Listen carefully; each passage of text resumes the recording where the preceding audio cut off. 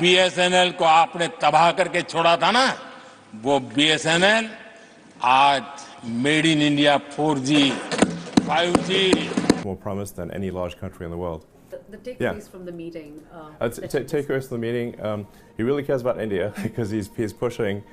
तो अब Elon Musk की कंपनी स्टारलिंक बीएसएनएल के साथ मिलकर भारत में डाटा क्रांति लाने वाली है, जिसे देखकर जियो और एयरटेल की सांसें थमती नजर आ रही हैं।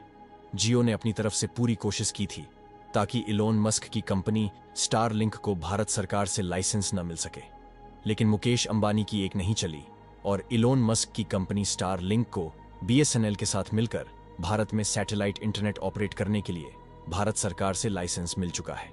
आप लोग यहां पर देख सकते हैं, Starlink finally gets GMP-CS licence in India from the department of telecommunication. यहां पर भी देख पाएंगे, हिंदी मीडिया ने भी कवर किया है कि इलोन मस्क की स्टारलिंक की भारत में एंट्री। रिपोर्ट में यह दावा किया गया है कि सैटेलाइट इंटरनेट के लिए अब मिल चुकी है परमिशन।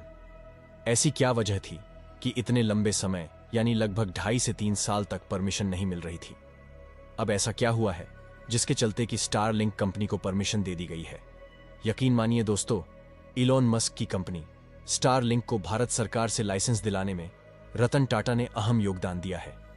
जियो और एयरटेल की अकड़ इतनी बढ़ चुकी है कि ये लोग अब भारत की जनता को अपना गुलाम समझने लगे हैं, लेकिन इनकी सर्विस इतनी भी एडवांस नहीं है कि लोगों के पास इनके सिवा कोई ऑप्शन न हो।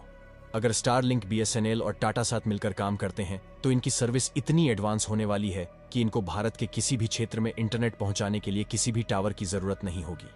ये लोग डायरेक्टली सैटेलाइट के द्वारा इंटरनेट को भारत के हर कोने में अवेलेबल करवा सकेंगे, जो कि जियो और एयरटेल के कंपैरिजन में बिल्कुल सस्ता होगा। मुकेश अंबानी को स्टारलिंक, बीएसएनएल और टाटा की जुगलबंदी का पता लग चुका है और अंबानी भी अब भारत में सैटेलाइट इंटरनेट प्रोवाइड करवाने की बात कर रहे हैं, लेकिन उनके पास स्पेस एक्स जैसी कंपनी नहीं है जो हजारों सैटेलाइट स्पेस में भेज सके। जियो और एयरटेल को अब जल्द ही भारतीय कस्टमर को लूटने का अंजाम भुगतना होगा।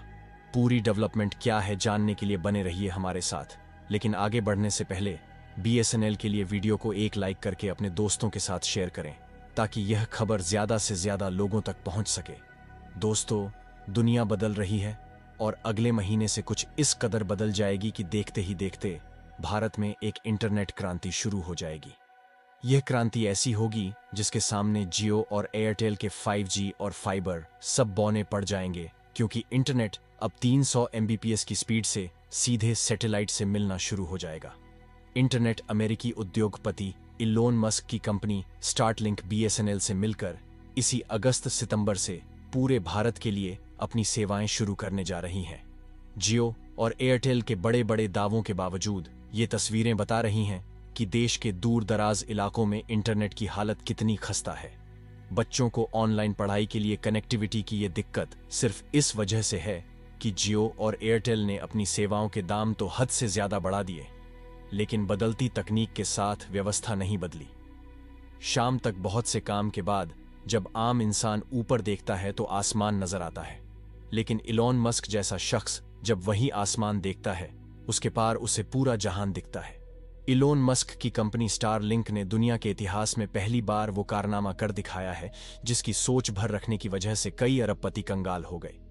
भारत की जनता से डाटा गुलामी करवाने वाले मुकेश अंबानी की भी अब खैर नहीं है, क्योंकि भारत की जनता अब अपना मन बना चुकी है कि वह अब जियो और एयरटेल की मनमानी नहीं चलने देंगे।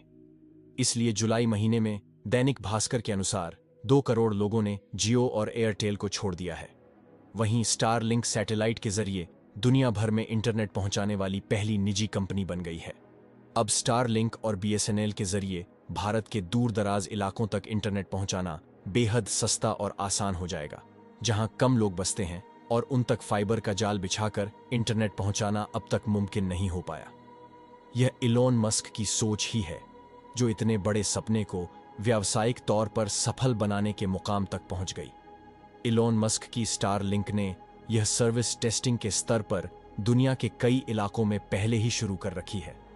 फिलहाल ऐसे इलाकों में जहां इंटरनेट की पहुंच फाइबर या 5G के जरिए मुश्किल दिखाई देती है, वहां अगर स्टारलिंक इस कीमत पर मौजूद है तो कीमत ज्यादा नहीं।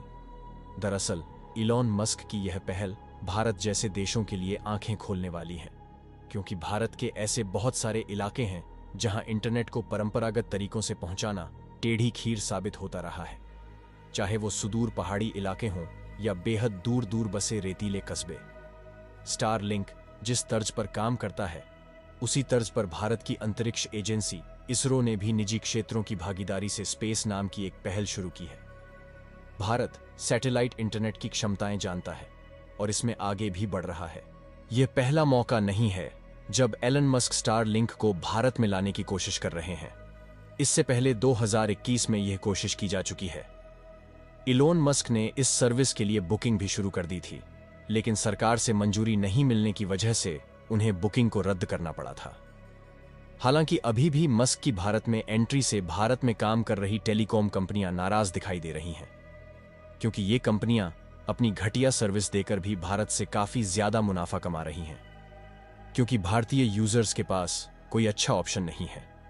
मेक इन इंडिया का सपना दिखाकर जियो जैसी कंपनियां भारतीय कस्टमर्स को अपना गुलाम बना रही हैं।